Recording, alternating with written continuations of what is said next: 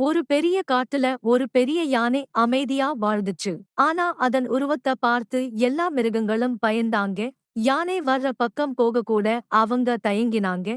தங்களோட பசங்களுக்கே அது ஒரு அரக்கன்னு கதை சொல்லி பயமுறுத்தினாங்க. யானை இதையெல்லாம் புரிஞ்சுகிட்டு அமைதியா தன்னோட வாழ்க்கையை தொடர்ந்துச்சு.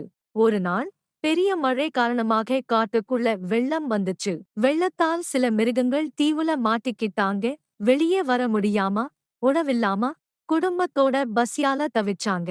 அப்போ அங்க வந்த யானை அவங்க நிலைமைய பாத்துச்சு. தன்னோட நீண்ட துதிக்கையை நீட்டி ஒரு பாலம் மாதிரி ஆக்குச்சு. ஒரு குட்டி குரங்கு அதில் ஏறி வெளியே வந்துச்சு. அதுக்கப்புறம் எல்லா மிருகங்களும் யானையின் உதவியால் உயிர் காப்பாத்துனாங்க. அந்த நாளுக்கு பிறகு யானைதான் எல்லாரோட நம்பிக்கையான தோழனா மாறிச்சு.